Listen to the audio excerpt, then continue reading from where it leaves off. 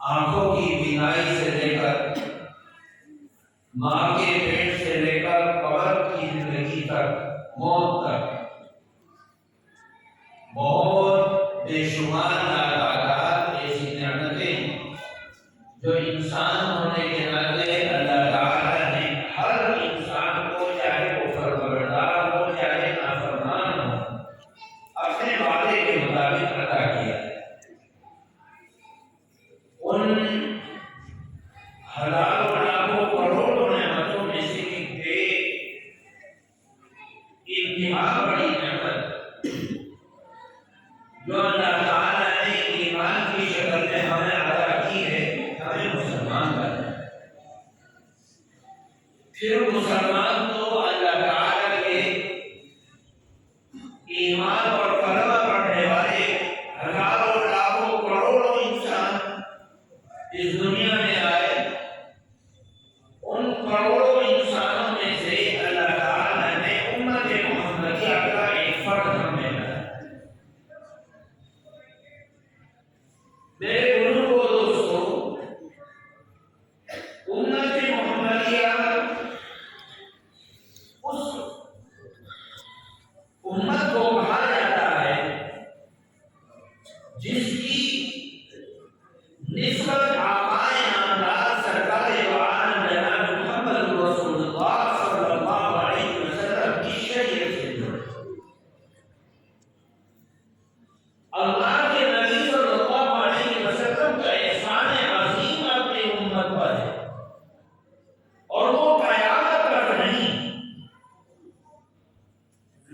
اس احسان عظیم کی انتہا جس طریقے سے جنت کی نعمتوں کی کوئی انتہا نہیں، اللہ کے نبی صلی اللہ علیہ وسلم کی احسان کی بھی کوئی انتہا نہیں۔ نبی پاک صلی اللہ علیہ وسلم کی برکت ہے کہ ہم ایسی نعمتوں کے اندر اللہ تعالیٰ کے انعامات و اکرامات کو اپنی زندگی میں اور آخرت میں نفع اٹھائیں گے۔ جن نعمتوں کو اللہ تعالیٰ نے خاص کیا ہے کہ اے محمد، آپ کے ہاتھوں پر ایمان کا کلمہ پڑھنے والے اور آپ کی شریعت کو ماننے والے قیامت تک کوئی بھی آئے گا اس کے ساتھ یہ ایمان۔ حدیث پاک میں آتا ہے کہ قیامت کے دن ہر نبی کی امت اپنے نبی کو جھٹلائے گی۔ کذبت عاد المرسلین، کذبت قوم لوط المرسلین، کذب اصحاب الایکۃ المرسلین۔ اللہ نے قرآن پاک میں فرمایا ہر نبی کو اس کی امت نے جھٹلایا، قیامت کے دن بھی ہر نبی کو اس کی امت جھٹلائے۔ اللہ تعالیٰ قیامت کے دن امت محمدیہ کو یہ شرف بخشے گا کہ امت محمدیہ ان نبیوں کے حقانیت کو ثابت کرنے کے لیے کھڑا کی جائے۔ اللہ کا قرآن کہتا ہے وَتَكُونُوا شُهَدَاءَ عَلَى النَّاسِ، کہ تمہیں قیامت کے دن لوگوں کے سامنے پیش کیا جائے گا کہ تم گواہی دو گے اپنے نبیوں اور پیغمبروں کی حقانیت کی، کہ نبی سچے ہیں، یہ ان کی امت جھوٹی ہے۔ ان سے کہا جائے گا کہ تم تو اس زمانے میں تھے نہیں، تو وہ اللہ کا قرآن پڑھ کر سنائیں گے اور قرآن کی آیتیں پڑھ کر سنائیں گے۔ کون سنائے گا؟ جس کو قرآن کی آیتیں یاد ہوں۔ کون قیامت کے دن نبیوں کی حقانیت کو ثابت کرے گا؟ جو اللہ کے قرآن کو جانتا اور مانتا ہے، جو اللہ کے قرآن کو سیکھے ہوئے اللہ کے قرآن کی تلاوت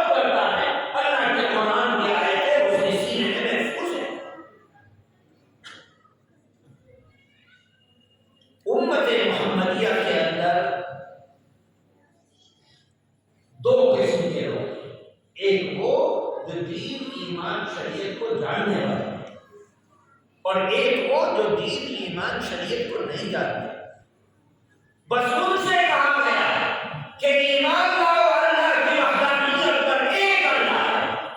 ایمان لاؤ نبی کی رسالت پر، ایمان لاؤ نبی کے خاتم النبیین ہونے پر، ایمان لاؤ فرشتوں کی حقانیت پر، ایمان لاؤ قیامت کے دن پر. اور ایمان کا کلمہ پڑھ کے ایمان کے حلقے میں داخل ہو گئے کہ بھائی ہم نے جیسے سنا اننا سمعنا منادیا ینادی بالایمان ان آمنوا بربکم فآمنا.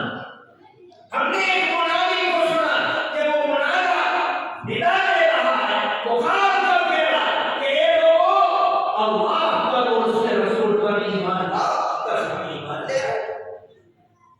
ایک وہ ہے جس کو رب کی حقانیت، رب کی شریعت، رب کے دین، رب کے کلام، رب کے ایمان اور رب کی حقانیت کے اندر گھسنے کا موقع ملا اور اس نے اللہ کے قرآن کی ایک ایک آیت کو پڑھا اور سمجھا، اس کے اندر غوطہ زنی کی، اس کے اندر اپنی زندگی کو لگایا اور کھپایا اور اتنا طاقتور بن گیا کہ اللہ کے قرآن کی آیت کو پڑھتا ہے اور دین کو ثابت کرتا ہے، نماز کو ثابت کرتا ہے، قرآن کو ثابت کرتا ہے، نبی کی رسالت کو ثابت کرتا ہے، روزوں کے فرض ہونے کو ثابت کرتا ہے، زکات کے فرض ہونے کو ثابت کرتا ہے، حج کے فرض ہونے کو ثابت کرتا ہے. یہ وہ لوگ ہیں جو اللہ کے دین کو سنتے بھی اور سمجھتے بھی.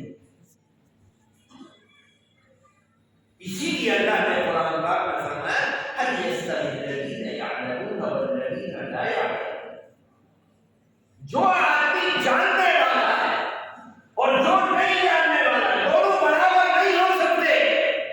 آپ کہتے ہیں کہ یہ تجربے کار ڈاکٹر ہے اور یہ انگریز ڈاکٹر ہے، یہ تجربے کار ہے، اس کے بعد ڈگری کم ہے، اس نے اپنی زندگی میں تجربات کیے ہیں، اس نے لوگوں کی زندگیوں کے اندر ان کی صحت اور بیماری کو اپنی آنکھوں سے دیکھا ہے.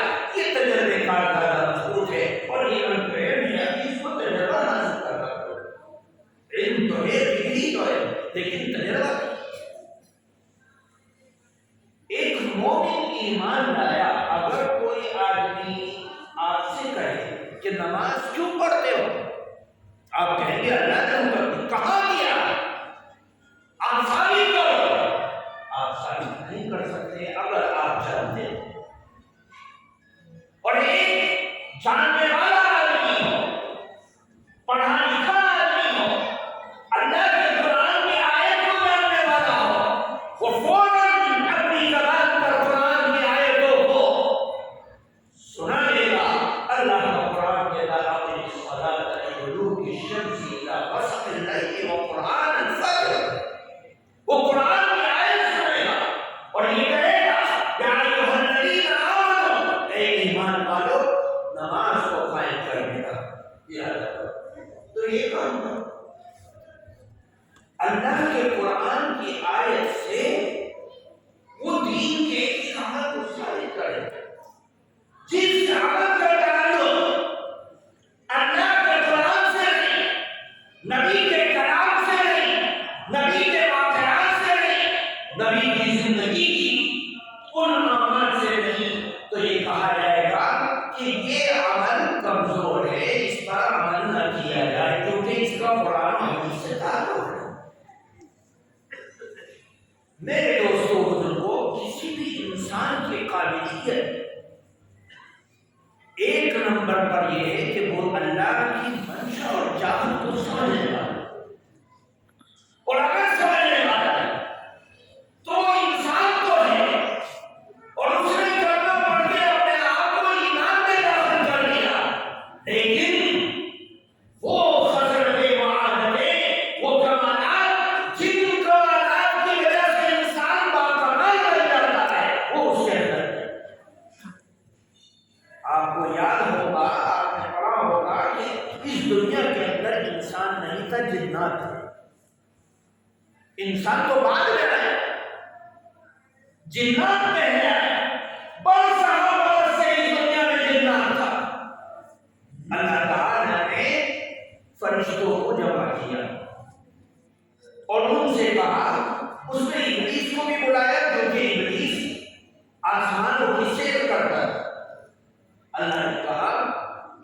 جاعل فی الارض خلیفہ، میں اس دنیا میں اپنا نائب مقرر کرتا ہے۔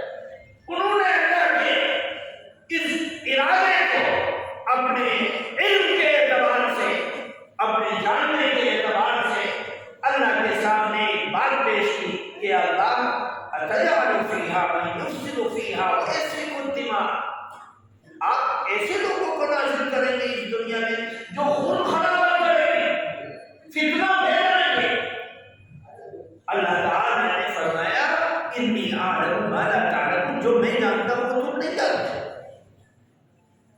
اس وقت انسانیت کی عظمت کو ثابت کرنے کے لیے اللہ تعالیٰ نے ان کے کمال کو پیش کیا جو کمال علم کے ذریعے سے۔ اللہ تعالیٰ نے علم کو پیش کیا اور لوگوں کے سامنے، فرشتوں کے سامنے، ابلیس کے سامنے آدم علیہ السلام کو بنا کر کھڑا کیا اور سب کے سامنے اپنے علم کو رکھا۔ وعلم آدم الاسماء كلها ثم عرضهم على الملائكة فقال انبئوني، اس علم کو رکھنے کے بعد ان فرشتوں سے کہا جو جنہوں نے خود معذرت کیا تھا کہ علم کو پیش کرو جو میں نے سکھلایا۔ انہوں نے کہا سبحانک لا علم لنا الا ما علمتنا، اے پروردگار آپ کی ذات بڑی پاکیزہ ہے، ہمیں تو صرف اتنا علم ہے جتنا آپ نے سکھلایا۔ اللہ تعالیٰ نے کہا کہ اے آدم تم اپنے علم کو پیش کرو، جو اللہ نے سکھلایا تھا وہ سارا کا سارا علم اللہ کے حکم سے آدم علیہ السلام نے پیش کر دیا۔ اب انسانیت کا سیکھا جاتا ہے، انسان کی عظمت دیکھ گئے، انسان کی رفعت دیکھ گئے، اور اتنی یہ تھی کہ اللہ نے قرآن پاک میں فرمایا اِنَّا عَرَضْنَا الْأَمَانَةَ عَلَى السَّمَاوَاتِ وَالْأَرْضِ وَالْجِبَالِ فَأَبَيْنَ أَن يَحْمِلْنَهَا، ہم نے اپنی امانت کو پیش کیا زمینوں کے سامنے کہ تم اس امانت کو لے، انہوں نے معذرت کر، آسمانوں کے سامنے پیش کیا، انہوں نے معذرت کر، پہاڑوں کے سامنے پیش کیا کہ تم طاقتور اور بھاری بھرکم چیزوں تم اس کو قبول کرو، انہوں نے معذرت کر لی۔ اللہ کا قرآن کہتا ہے انسان کے سامنے پیش کیا، انسان نے اس کو لے لیا اور اس کا حق ادا کیا۔ انبیاء آئے، رسول آئے، پیغمبر آئے، سارے آئے اور انہوں نے اللہ کے دین کے حق کو ادا کیا اور ایسا ادا کیا کہ کائنات میں اس کی مثال نہیں ملتی۔ کون ایسا انسان آئے گا جو 80 سال اور زندگی کے اندر ایک بھی گناہ نہ کرے؟ یہ صرف انسان کا دعا ہے کہ انسان نے پوری زندگی اللہ کی فرمانبرداری کی، حالانکہ اللہ تعالیٰ نے اس کے اندر گناہ کی لذت رکھی تھی، اس کے اندر شہوانیت رکھی تھی، اس کے پیچھے دشمن رکھا تھا، اس کے پیچھے اس کی زندگی کو بگاڑنے والا رکھا تھا، اور ان سب کا مقابلہ کر کے انسان اللہ کی فرمانبرداری کے راستے پر چلتا رہا۔ صرف انسان کیا کرتا ہے؟ اللہ تعالیٰ نے انسان کو ایسا باکمال بنایا۔ میرے دوستوں بزرگوں، ہمارے اس مجمع کے اندر بہت اکثریت ایسی ہے جو جاننے والے نہیں ہیں اور کچھ ایسے ہیں جو جاننے والے ہیں۔ جاننے والوں کو اللہ تعالیٰ نے اتنا بلند بنایا کہ آج انسان اگر جاننے والا ہے تو اس جاننے والے کا مقام اللہ تعالیٰ نے اتنا بلند بنایا کہ اس کے ایک ایک قدم کے اوپر اللہ تعالیٰ نے اتنے انعامات رکھے۔ ایک شخص حضرت ابو ذر غفاری رضی اللہ تعالیٰ عنہ جو اللہ کے نبی کے صحابی ہیں ان کے پاس آئے اور عرض کیا اے ابو ذر، آپ کے پاس اللہ کے نبی کی فلاں حدیث ہے، ہم اس کو سننے کے لیے آئے۔ فرمایا تم اس کو سننے کے لیے آئے اور کوئی ارادہ؟ کہا نہیں، کوئی ارادہ نہیں، اللہ کی قسم ہماری کوئی چاہت نہیں، ہم تو صرف حدیث سننے کے لیے آئے اور علم حاصل کرنے کے لیے۔ فرمایا تو سنو، میرے آقا نبی کریم صلی اللہ علیہ وسلم نے ارشاد فرمایا جو شخص علم حاصل کرنے کے لیے اپنے گھر سے نکلتا ہے اس کے ہر قدم کی برکت اتنی ہے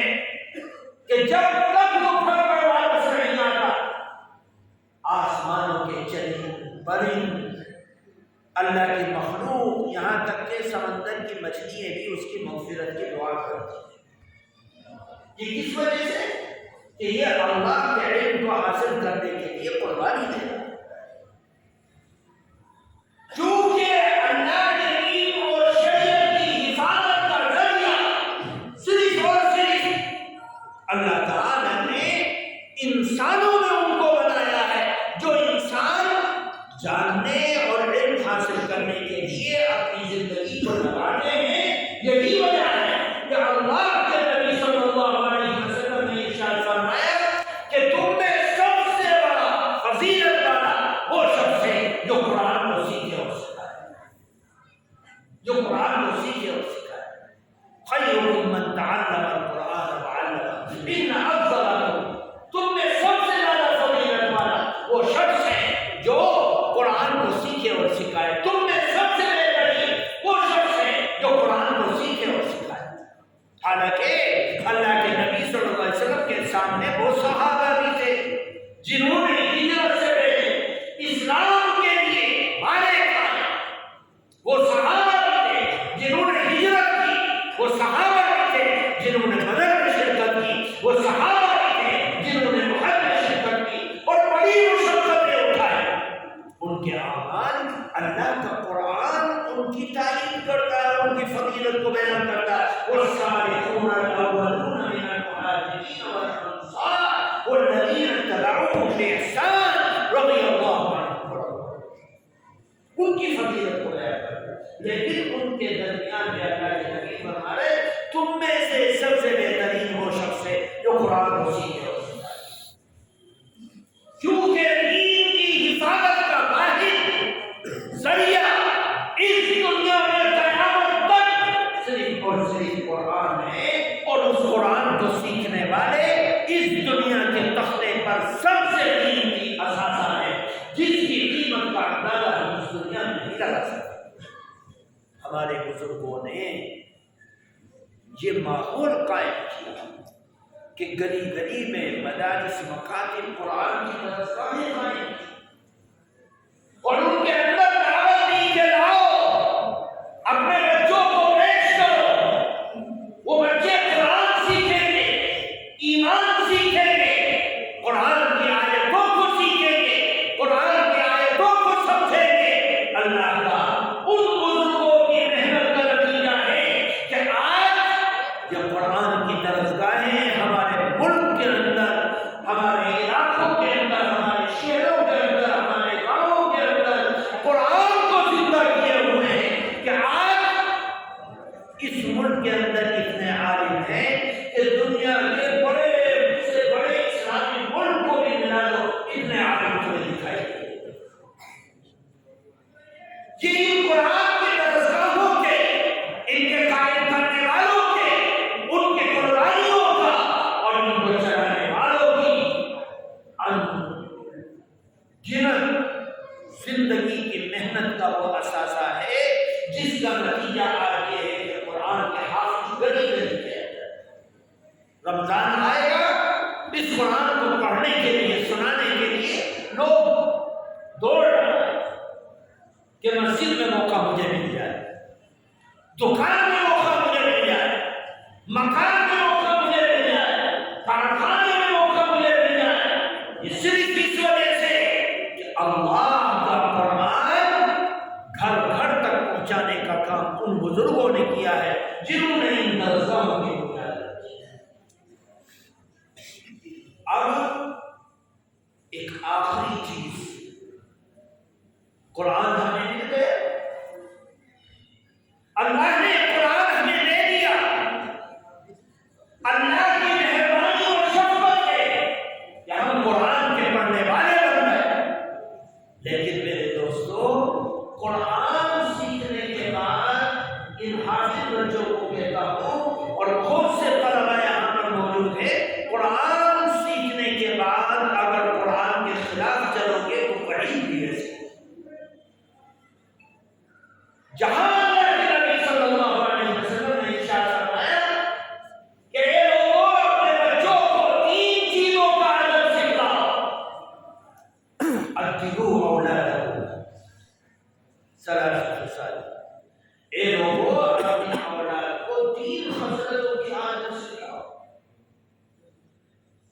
ان میں سے ایک فرمایا قرآن پاک، قرآن سکھاؤ۔